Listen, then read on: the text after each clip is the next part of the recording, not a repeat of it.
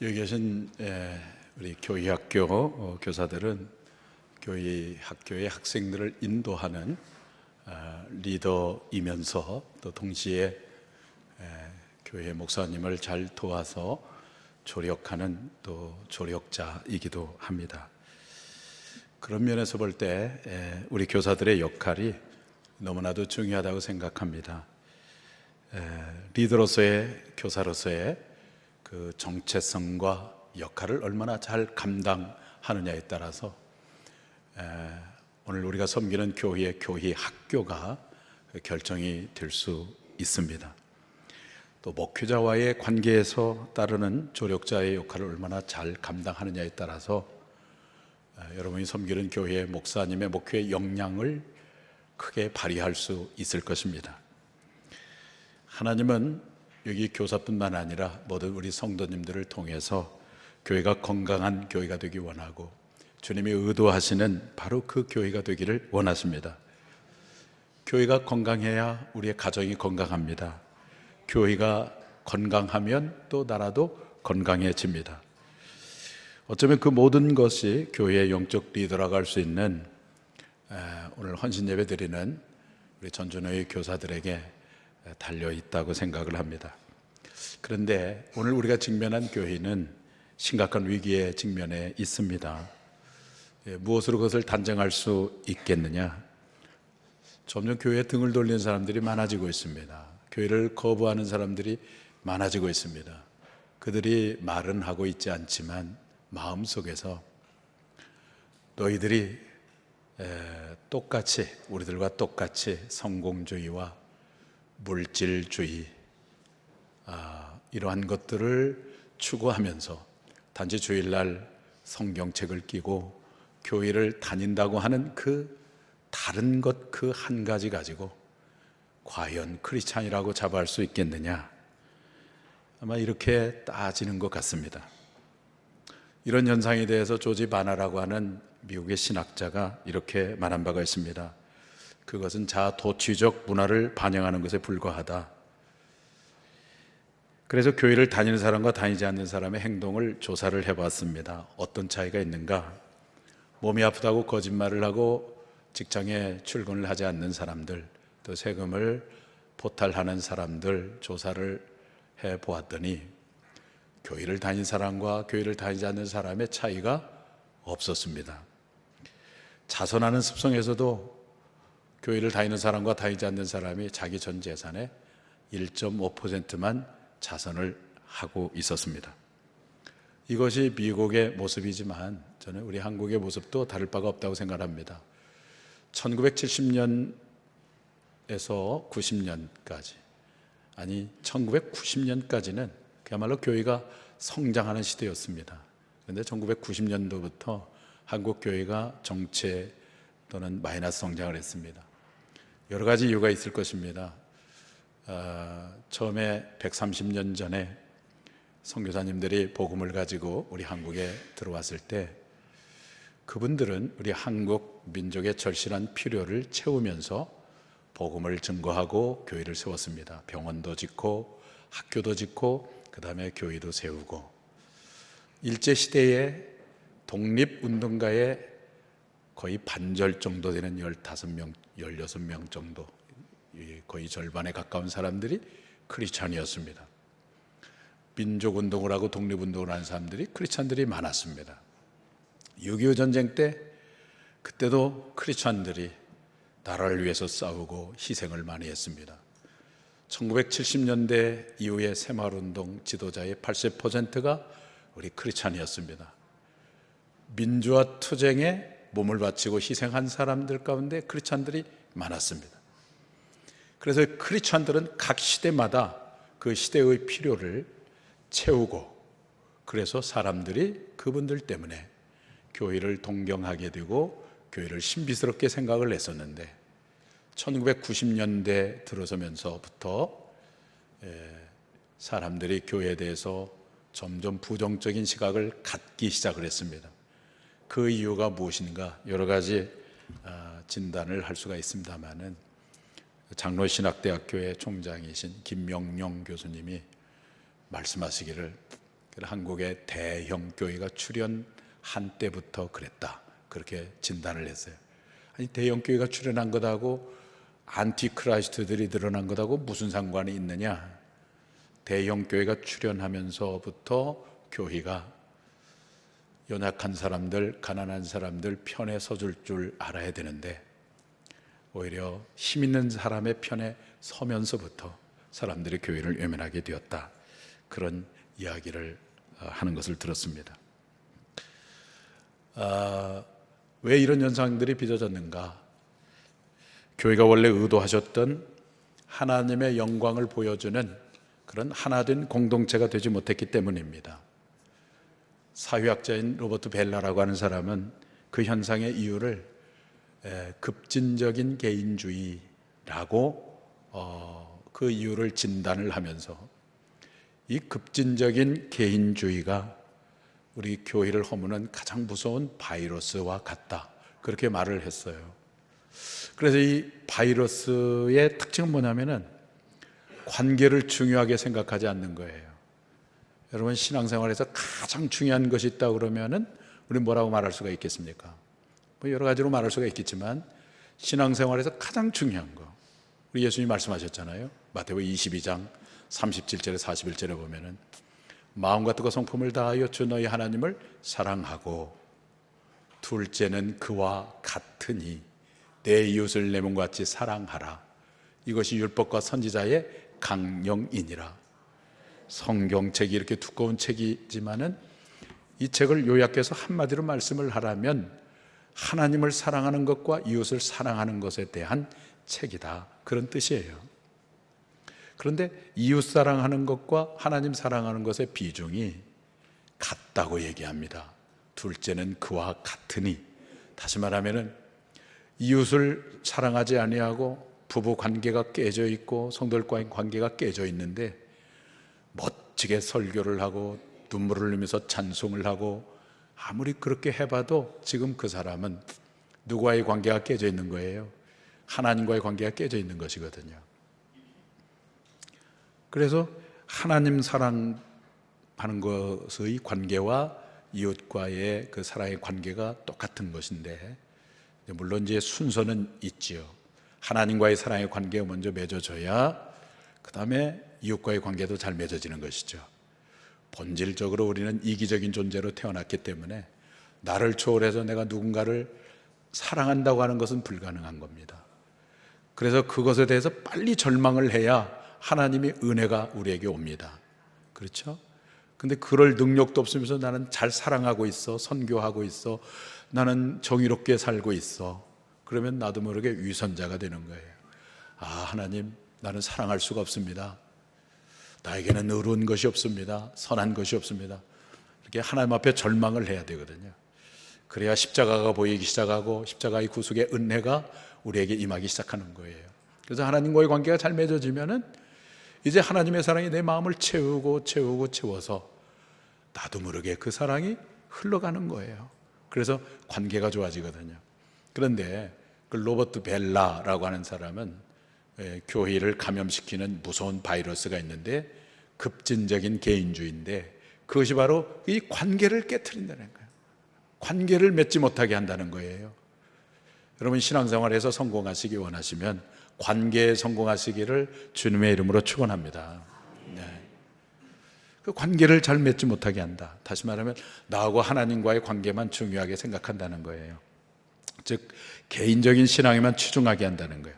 그래서 결국은 공동체적인 신앙, 관계적 신앙, 하나님 하나됨의 신앙에서 자꾸만 멀어지게 한다는 것입니다. 이것이 지금 우리 교회가 직면한 위기입니다. 근데 이것을 회복해서 여러분들이 십자가의 복음 안에서 완전한 연합을 이루어서 하나가 탁 되었을 때 하나된 여러분들의 교회를 통해서 뭐가 세상에 선포될까요? 하나님의 영광이 선포됩니다. 할렐루야. 하나님의 영광이, 그죠? 예수님께서 십자가에 돌아가실 때 아버지여, 내가 아버지 안에 있고 아버지께서 내 안에 있어 우리가 하나가 됨과 같이 저희도 하나가 되어 세상이 나를 하나님이 보내신 자로 믿게 하옵소서 그랬다고. 세상 사람들은 예수님을 훌륭한 스승 중에 한 사람, 마호메트나 석가모니나 이렇게 다 생각을 합니다. 하나님이 보내신 자로 믿지 않습니다. 근데 어떻게 어느 때 믿게 되느냐? 우리 동인교회가 십자가의 복음 안에서 정말 충만한 하나됨을 이루고 있는 그 순간에 이 동인교회를 바라보는 사람들마다 마음의 문이 열려지고 교회에 대해서 동경하게 되어지고 그들이 주님 앞에 돌아오고 싶어지고 동인교회 성도들이 믿는 예수님을 나도 믿고 싶어지는 그런 일들이 벌어지게 된다는 거예요. 그게 최고의 전도죠. 그런데 그런 모습의 상실, 그것이 오늘 우리가 직면한 교회의 위기다, 이렇게 볼 수가 있는 겁니다. 그런데 조지 바나라고 하는 이 미국의 신학자는 오늘 현대교회의 그런 위기의 근본적인 원인을 이렇게 말을 했어요. 근본적인 원인을. 그게 뭐냐면 교회의 위기는 리더에게 리더십이 없는 것이다. 그것이 현대교회의 위기다, 이렇게 말을 했어요. 리더십, 지도력이란 말이죠. 그래, 리더십이라고 하는 말은 아주 쉽게 말하면은 맥스웰이라고 하는 사람의 표현에 의하면은 영향력이거든요. 영향력.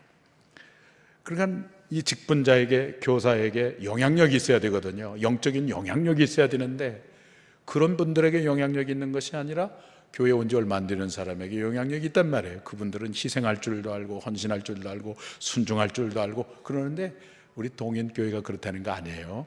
오해는 하지 마세요. 제가 좋아하는 교회가 동인교회입니다.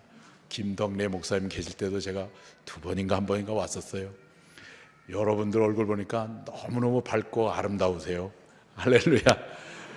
그런데 저쪽 동네는 어떤 경향이 있냐면은 오래 믿은 사람들이 그 희생이 부족하고 헌신이 부족하고 자발적으로 섬김이 부족하고 자꾸 감동만 하려고 그래요. 지시만 하려고 그래요. 그러니까 그분에게는 뭐가 없냐면은 리더십이 없는 거예요. 그러면 리더십이 뭐냐? 리더십이란 말은 리더라고 하는 말과 쉽이라고 하는 말의 합성어예요. 배를 이끌어가는 사람이란 뜻입니다. 하나님은 언제나 당신의 그 비전을 보여주실 때 공동체의 최고의 영적 구원위, 최고의 리더에게 비전을 보여주세요. 우리 동익교로 말하면 우리 안광찬 목사님에게 그 그림을 아마 보여주실 것입니다. 그러면 리더가 발휘해야 할 리더십은 뭐냐면은 그 전체 공동체로 하여금 그 하나님이 보여주셨던 그 그림과 그 비전을 이 공동체의 일원들에게 설득하고 설명해서 그분들이 그 비전을 함께 공유하게 만들어서 결국은 그분들이 자발적으로 그 비전과 목표를 향하여 걸어갈 수 있게 만드는 것, 그것이 리더십이에요. 그 리더십 발휘하기가 쉬울까요? 어려울까요? 네, 어렵습니다. 쉬운 건 아니에요. 예를 들면 사도 바울이 저 비시디 안디옥까지 가서 전도를 했는데 전도가 안 돼요. 전도가 안 되니까 그냥 파김치가 돼가지고 그냥 피곤하고 그런 상태에서 잠을 잤는데 꿈속에서 마케도냐 사람들이 와서 손짓을 하는 거예요. 와서 우리를 도우라. Come and help me. 와서 우리를 도우라. 이렇게 손짓을 하는 거예요. 바울이 그 환상을 통해서 깨달았어요. 하나님이 아시아 선교를 접고 이제는 마케도냐, 유럽의 첫 관문이 마케도냐거든요. 유럽 선교를 하라고 나를 부르셨구나, 이 사실을 깨달았어요. 그 환상과 그림을 누가 받았느냐? 사도 바울 개인이 받았습니다. 그런데 사도행전 16장을 자세히 읽어보면은 그 환상을 받은 사람을 바울이 명명할 때에 단수로 말하지 아니하고 우리가 복수로 얘기를 해요. 그러니까 바울 일행이 다 받았다고 얘기하는 거예요. 바울 일행이 다 받은 것이 아니죠. 바울이 받았지만 바울을 따르고 있는 사람들이 바울과 함께 하면서 그 시간 동안에 바울이 그 비전을 설명하고 설득하고 이해를 시켰더니 그들이 그 비전을 함께 공감하고 공유하게 되었던 거예요. 그래서 깨달은 거죠. 하나님이 이제 유럽에 선교하라고 우리를 부르셨구나, 이렇게 깨달은 거예요. 그런 것들이 바로 뭐냐면은 리더십이라고 하는 겁니다. 그런데 리더십을 얘기할 때 우리가 리더만 중요한 게 아닙니다. 그렇죠? 배를 이렇게 운항을 할 때 선장만 탁월하고 훌륭하다고 해서 배가 가는 게 아니죠. 조타수의 역할도 있어야 되고 갑판원의 역할도 있어야 되고 기관사의 역할도 있어야 되고 선원들이 각각 자기 역할을 잘 감당할 때 이 선장이 배를 운항을 잘하는 거예요. 또 그런가 하면은 이 배가 머물고 있는 그 상황이 중요한 거예요. 아무리 좋은 배, 튼튼한 배라고 하더라도 조그마한 색강에 띄워보세요. 갈 수가 없죠. 배가 갈 수 있는 것은 바다라고 하는 그런 환경이 있어야만 갈 수가 있는 거죠. 그래서 리더십을 발휘하는 세 가지의 요소가 있는데, 하나는 리더요, 하나는 팔로워, 조력자요, 하나는 이 상황, 영어로 표현하면 시츄에이션이라고 하는데, 이 상황, 이 세 가지가 함께 역동적으로 역사를 할 때 리더십을 잘 발휘할 수가 있는 겁니다. 그래서 오늘 그런 얘기를 잠깐 나누려고 합니다. 그래서 리더에게 필요한 게 뭐냐? 첫째는 리더에게 필요한 게 한 세 가지를 말씀드리고, 또 그 다음에 팔로워에 대한 얘기 할 텐데, 그래서 리더에게 필요한 건 뭐냐면 가장 중요한 것이라고 저는 생각하는데, 우리 교사들에게 또 우리 중직자들에게 우리 사랑하는 성도님들에게 가장 중요한 것이 무엇이냐? 저는 인격이라고 생각합니다. 인격. 여러분 따라서 한번 해보실까요? 인격. 여러분, 이 영적인 사역은 어떤 한 사람에게 복음을 증거하고 그 사람을 기도와 말씀으로 양육하고 하나님의 사람으로 세워가고 공동체적이고 관계적인 예수 그리스도의 제자로 세워가는 이러한 영적인 사역은 쉬울까요? 어려울까요? 안 해보셨나요? 어려워요? 쉽습니까? 어렵죠. 물론 기쁨은 있어요. 보람은 있지만 사실은 어려워요. 교회를 이렇게 세워가는 리더십은 쉽지 않아요. 어려워요. 가끔 후배들이 저보고 교회가 뭐라고 정의하고 싶습니까? 물어봐요. 그래서 제가 대답해 줄 말이 있는데, 교회는 럭비공과 같은 곳이야, 그렇게 얘기하죠. 어떻게 될지 모르는 거예요. 그래서 많은 사역을 하다 보면 장애물이 있고 함정이 있고 그래요. 그런데 그러한 장애물과 함정이 있음에도 불구하고 그것을 극복하고 마지막까지 이렇게 목표 지점을 향해서 갈 수 있게 만드는 것, 그것은 어떤 기술이 아닙니다. 성령의 어떤 은사도 아니고 어떤 지식도 아니고 어떤 경험도 아니고, 그 모든 것들을 이렇게 극복하면서 마지막까지 꼴이 날 수 있게 만드는 것은 인격입니다. 인격. 그러면 인격이 뭐냐? 이 국어학 사전으로 제가 말씀드리려고 하는 게 아니라 D.L. 무디 목사님이 말씀하셨던 말씀을 빌 하이벨스 목사님이라고 미국의 윌로 크릭 교회를 담임하는 목사님인데, 그분이 이렇게 말씀했어요. 인격이란 아무도 보이지 않을 때의 나가 곧 인격이다. 그렇죠? 오늘 주일이잖아요. 오늘 주일은 우리는 거룩하게 살 수 있어요. 근데 월요일 날은 다를 수 있거든요. 여러 사람 앞에서 나는 거룩할 수 있어요. 그러나 나 혼자는 그렇게 살기 결코 쉽지 않아요. 저는 교회에서 목사로 잘할 수 있지만 제 아내나 자식 앞에서 목사 역할 잘 못할 가능성이 많아요. 인격이라고 하는 건 뭐냐면 주일과 월요일이 동일하고 여러 사람 앞에서 있을 때와 혼자 있을 때가 동일한 것을 말하는 것입니다. 영어로 인테그리티라고 이렇게 표현하죠. 그 인격이 중요한 거예요. 그래서 성경에 보면은 대표적인 두 사람을 소개하고 싶은데, 그 고든 맥도날드라고 하는 사람이 쓴 책 가운데 영적인 열정을 회복하라라고 하는 책이 있는데, 거기에서 두 종류의 사람을 소개하고 있는데, 하나는 부르심을 받은 사람이 있고 하나는 쫓기는 사람이 있다는 거예요. 쫓기는 사람, 드리븐 피플, 쫓기는 사람. 대표적인 사람이 누구냐면 사울 같은. 사울은 늘 쫓기는 삶을 살아요. 마음이 조급해요, 불안해요, 두려워요, 안식이 없어요. 왜 그럴까요? 사울은 늘 사람을 의식하며 살아요. 하나님이 있지만 하나님의 존재 앞에 사는 것이 아니라 사람을 의식하며 살아요. 사람의 시선과 사람의 평판에 늘 좌우돼요.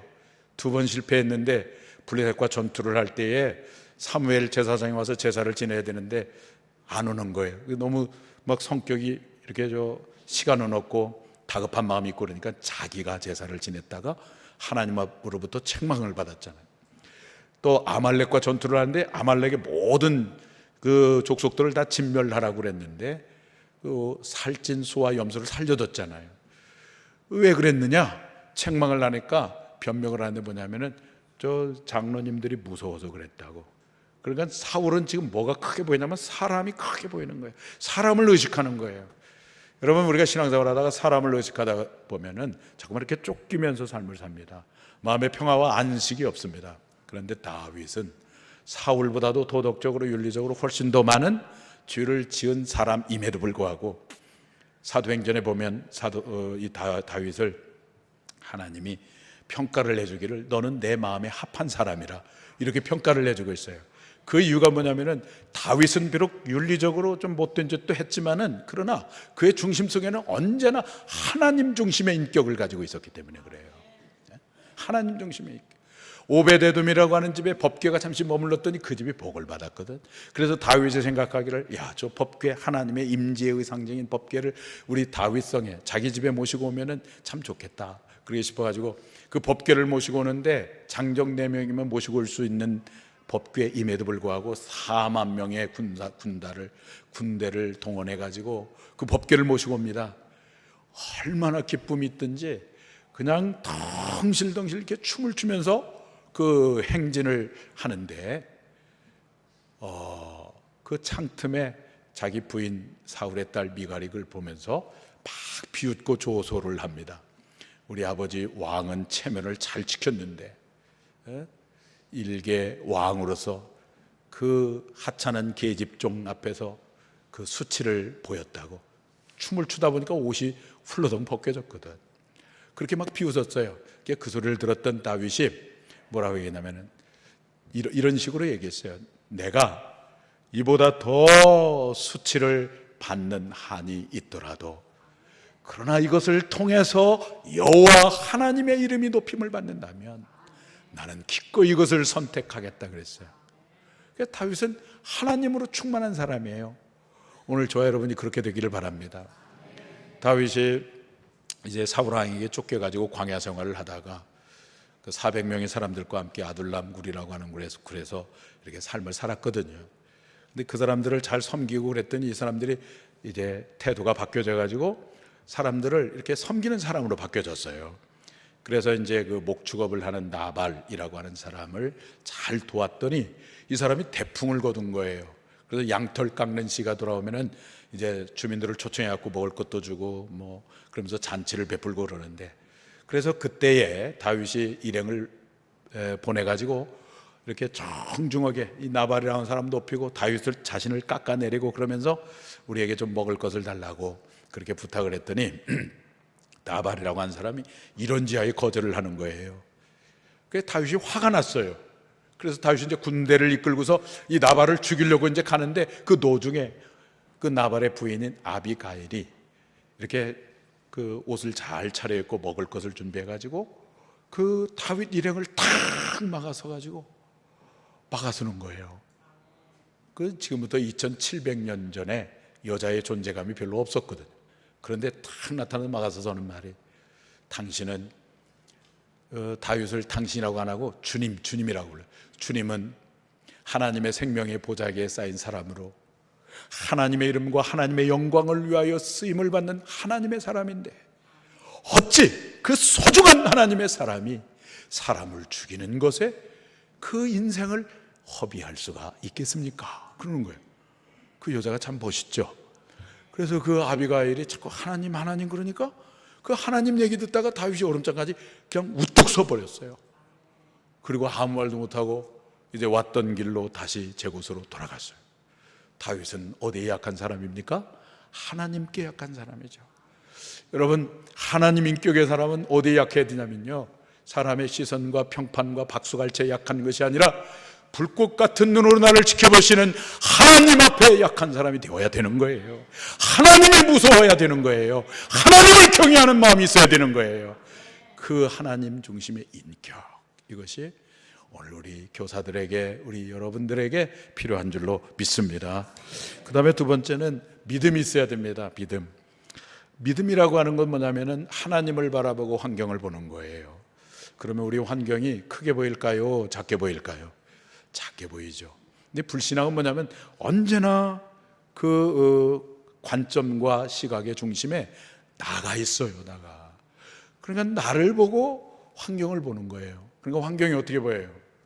환경이 자꾸만 크게 보이는 거예요. 크게 보이니까 나는 못한다고 얘기하는 거예요. 여러분들 믿음이 잘 자라가기를 축원합니다. 우리 믿음이 잘 자라가려면은 우리가 고쳐야 될 것 한 가지 있는데, 하나님을 나처럼 생각해서는 안 돼요. 그걸 빨리 고쳐야 이게 믿음이 자라요. 그러니까 내가 못하면 누구도 못하는 줄 알아. 하나님도 못하는 줄 안다고. 내가 못하면 하나님도 못하는 줄 알아요.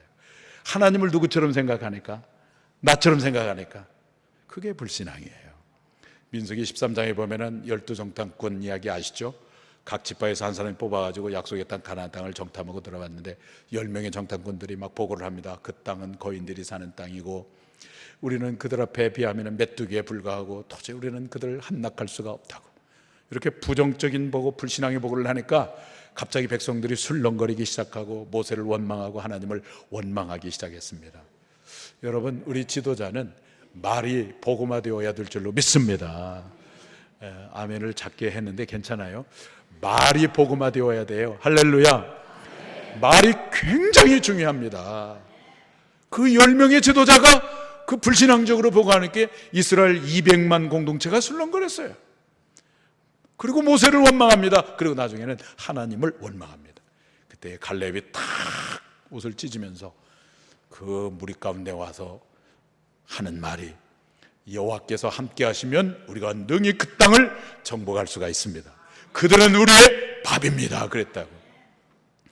근데 놀라운 것은 10명의 불신앙 보고했던 10사람은 민수기 14장 이후부터 종적을 감춰버립니다.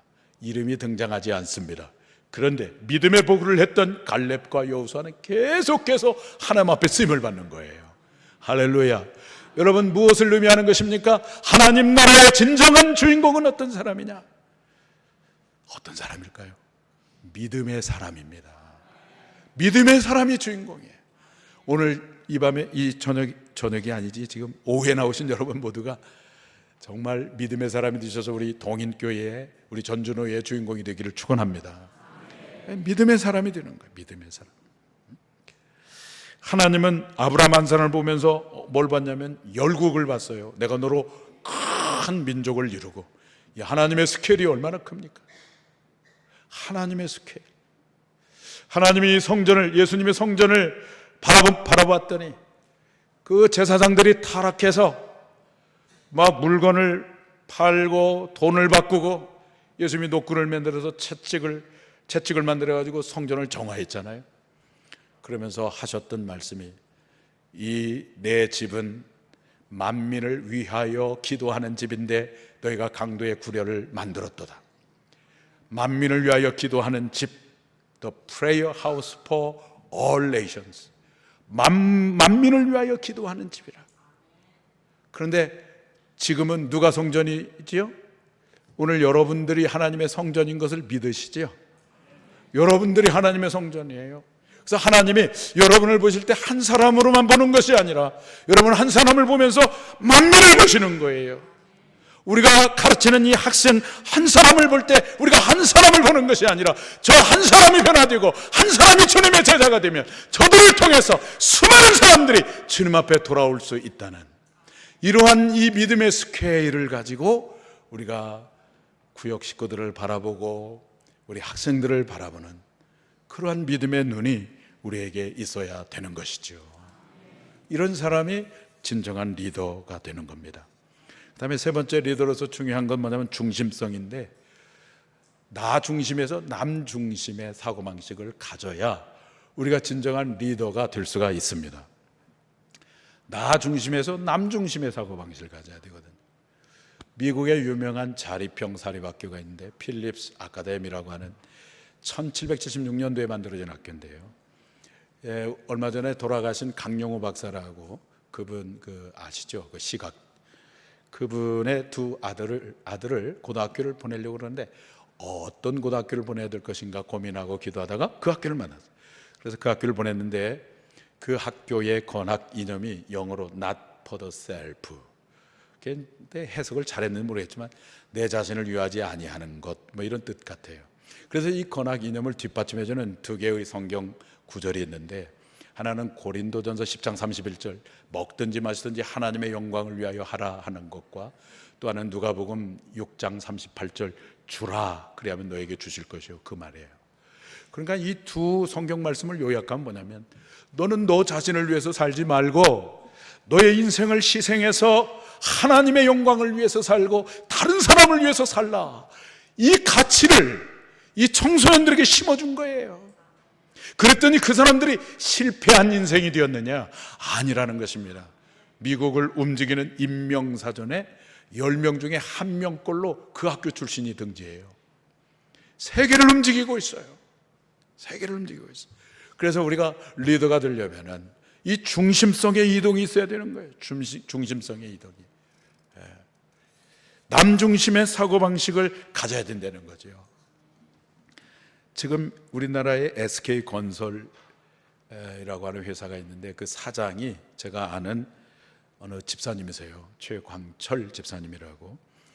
그 이분은 원래 그 건설 사장 하려고 하지 않았었어요.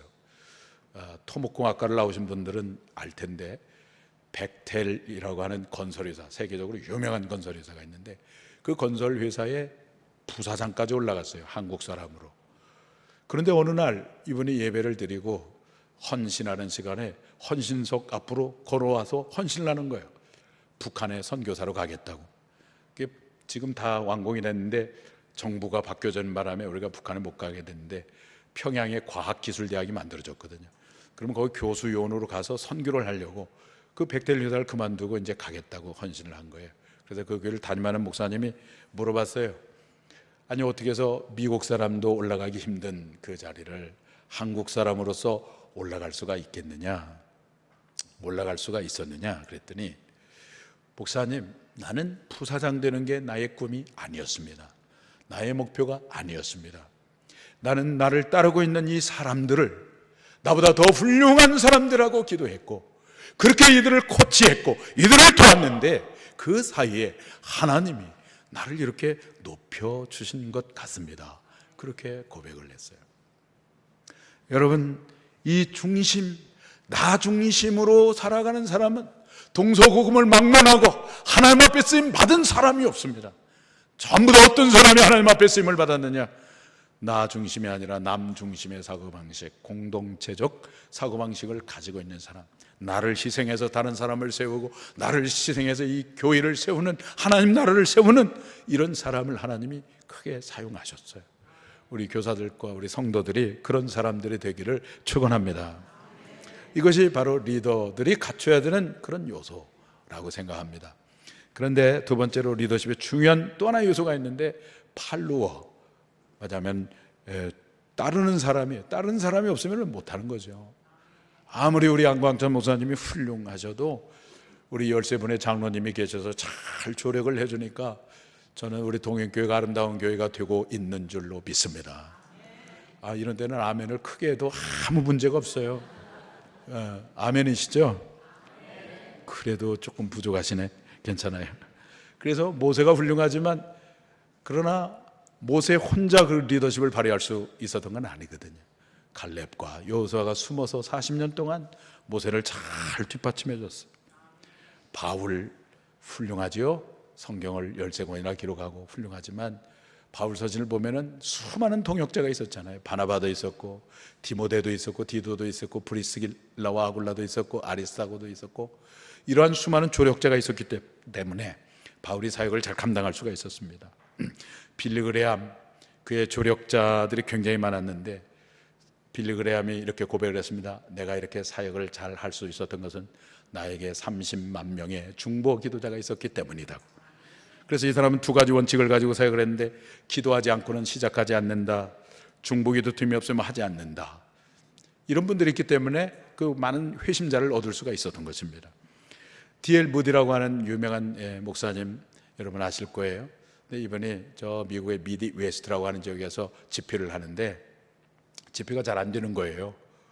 그냥 막 설교를 하는데 콘크리트 벽 앞에다 하는 것처럼 느껴지고, 막 전혀 청중들이 반응도 안 하고, 그래서 막 겨우 해가지고 집에 돌아오니까 파김치가 된 거예요. 집에 돌아와서 숙소에 돌아오면 언제든지 어떤 할머니가 보낸 편지가 와 있는데 그날따라 편지가 와 있지 않은 거예요. 수습을 내서 알아봤더니 이 할머니가 집회가 있을 때마다 간절히 무디 목사를 위해서 중보기도 해주시는 할머니인데 그날따라 몸이 아파서 병원에 입원하는 바람에 중보기도를 하지 않은 거예요. 그러면서 무디가 통곡하면서 깨달은 거예요. 내가 똑똑하고 잘나서 이렇게 집회가 잘 되는 것이 아니라 그동안 이 할머니가 눈물 나는 그 기도를, 중보기도를 해주셨기 때문에 하나님이 역사하셔서 이렇게 집회가 잘 되었구나, 그렇게 깨달았다는 것이죠. 여러분, 리더가 똑똑해야 되지만 이와 못지않게 중요한 것은 팔로워, 이 조력자들이, 지지자들이 지지하고 격려하고 조력을 잘 해줄 때 이 공동체가 튼튼한 공동체가 되고 아름다운 교회가 되는 줄로 믿습니다. 그 다음 세 번째 리더십의 요소는 뭐냐면은 상황입니다. 상황. 근데 요한복음 17장 16절에 예수님이 십자가의 죽음을 앞에 두고 기도하실 때 아버지여, 우리가 세상에 속하지 아니함과 같이 저희도 세상에 속하지 아니하였사옵나이다, 그렇게 기도를 했어요. 거기서 저희라고 하는 것은 이제 교회를 가리키는 거죠. 여러분, 우리 교회는 세상 안에 있지만 우리의 소속은 세상에 속한 것이 아니죠. 하나님 나라에 속해 있죠. 할렐루야. 여러분, 우리는 하나님 나라에 소속된 사람이고 지금 하늘 백성들이에요. 믿으시면 아멘 하세요. 그래서 요한계시록에 보면은 하늘에 보좌가 있는데 그 보좌 주에 24보좌가 있다고 그랬어요. 24보좌. 구약의 12지파와 신약의 12사도를 상징하는 것. 다시 말하면 구약과 신약의 모든 구원받은 백성들이 어디에 지금 보좌에 있냐면은 하늘 보좌에 있어요. 그러니까 우리는 지금 물리적으로는 이 땅에 있고 이 세상에 있지만 그러나 우리의 존재는 지금 어디에 있냐면 하늘나라에 있는 거예요. 할렐루야. 그래서 예수님이 기도하는 거예요. 우리가 세상에 속하지 아니함과 같이 저희도 세상에 속하지 아니하였사옵나이다. 그런데 우리가 이게 몸을 담고 있는 이 세상은 어떤 영상이냐면 컴피티션, 경쟁의 영상이죠. 그래서 실력이 없으면 도태가 되는 거예요. 드라마나 이런 것에서 여러분 보시지만은 성과가 없고 실력이 없으면 책상이 없어져. 그 다음 출근을 해보니까 그렇죠. 파랑새의 집이라는 드라마에 보니까 그 책상이 없어져. 그게 세상이에요. 그런데 교회, 하나님 나라는 영성이 그런 경쟁의 영성이 아니라 컴피티션의 영성이 아니라 컴패션의 영성, 긍휼의 영성이에요. 오늘 우리 동인교회에 긍휼의 영성이 충만하기를 바랍니다. 하나님 나라의 영성은 긍휼의 영성이에요. 긍휼, 컴패션은 뭐냐면 패션 오브 지저스 크라이스트라는 영화 보셨죠? 패션이란 말은 고통이란 말, 서퍼링, 고통을 함께 짊어지는 영성, 다른 사람의 아픔을 나의 아픔으로 짊어지는 영성, 이게 이 교회의 영성이에요. 할렐루야. 이 영성이라고. 여러분, 그것이 능력입니다. 그것이 교회의 크기이고 교회의 능력이고 그것이 성도의 능력인 거예요. 이런 능력이 여러분에 있기를 바랍니다. 아까 잠깐 얘기했지만 다윗이 쫓겨서 아둘람 굴에서 그 어중이 떼중이 같은 사무엘상 22장 2절에 보니까 빚진 자, 환난당한 자, 원통한 자, 탈락한 자, 이런 사람들, 그러니까 예루살렘의 중심부에 있는 사람이 아니라 저 변두리에 있는 그런 어중이 떼중이 같은 그런 사람들과 함께 동굴에서 이렇게 푹신한 어떤 침대가 있고 온돌방이 있는 그런 곳에 자란 것이 아니라 그런 곳에서, 열악한 환경에서 그 사람들이 생활을 했어요. 그런데 시간이 점점 가면서 이 사람들이 착한 사람으로 바뀌어지는 거예요. 근데 그러기 전에 이 사람들이 어떤 일이 벌어졌겠어요? 맨날 싸우고 욕설이 난무하고 음란하고 아마 이런 일들을 하면서 살았을 겁니다. 상처가 많을수록 마음에 뭐가 있어요? 가시가 많거든요. 가시가 많기 때문에 부딪히면 피가 나요. 고슴도치가 좋다고 악수를 하면 뭐가 날까요? 고슴도치가 뭔지 모르세요? 고슴도치가 좋다고 막 부둥켜 안고 그러면 뭐가 나기가 쉬울까요? 피가 나기가 쉬운 것처럼 마음에 상처가 있는 사람은, 마음에 아픔이 있는 사람은 가시가 있거든요. 그래서 여러분들이 누군가 가시로 여러분을 찌르면은 저분이 마음에 아픔이 있어서 그렇구나 라고 이해를 해야지 왜 나를 찔러? 그러면 안 되는 거예요. 아시겠어요? 근데 그런 사람들이 부딪혀갖고 막 그런 일들이 벌어졌는데 시간이 가면서 이 사람들이 바뀌어지는 거예요. 오늘 여러분들처럼 착한 사람으로 바뀌어지는 거야. 할렐루야. 아름다운 사람으로, 착한 사람으로, 섬기는 사람으로 바뀌어지는 거예요. 근데 그럴 수 있었던 그 원동력이 어디에 있었느냐? 거기에 한 사람이 있었는데 바로 다윗이라고 하는 사람이 있었어요. 근데 다윗은 어떤 영성을 가졌길래 이기적이고 자기중심적인 그런 사람을 이타적인 사람으로 이렇게 바꾸어 놓을 수가 있었겠는가? 다윗이 가졌던 영성은 아까도 말한 것처럼 컴패션, 그 긍휼의 영성을 가졌어요. 그래서 그 영성을 가지고 거기 있는 사람을 하나씩 하나씩 이렇게 품어주고 용납해주고 사랑해주고, 그래도 태도가 안 바뀌어지면 기다려주고, 그렇게 했더니 사람이 바뀌어진 거예요. 여러분, 우리가요 그냥 똑똑해가지고 뭘 이렇게 잘 가르치고 시시비비를 잘 따지고 잘잘못을 잘 따지고 그러면은 사람이 변화될 것 같으지요. 제가 목회를 해보니까 그렇게 해서는 변화가 안 되더라고요. 제가 25년 전에 제가 지금 심호하는 완산교회에 전도사를 했다가 부목사를 한 다음에 처음으로 저 왕궁이라고 하는 곳에 담임 목사를 갔어요. 그때가 1991년도에 갔는데 제가 마음은 여리고 저를 힘들게 하는 사람은 계시고, 그래서 이게 말씀으로 때려잡아야 되겠다 싶어가지고 설교 시간에 막 제가 옛날에 웅변을 좀 했거든요. 그래서 웅변하듯이 막 설교를 막 강하게 하고 그랬어요. 그러면 이 말씀을 가지고 오니까 사람들이 변화되는 줄 알았거든요. 그런데 어떤 안수 집사님이 좀 식사를 같이 하자고 그래요. 그래서 식사를 같이 했더니 저한테 오는 날이, 목사님 왜 이렇게 설교하시면서 화를 내세요? 그러는 거야. 그래서 내가 그 말을 듣고 충격을 받았어. 아하, 이 말씀을 내가 강하게 전한다고 해서 사람들이 변화되지도 않을 뿐만 아니라 내 말 속에 화가 있구나. 여러분, 이 설교 속에 화가 있으면 어떻게 돼요? 듣는 사람들이 독약을 먹는 거잖아요. 그래서 제가 많이 회개했습니다. 회개했어요.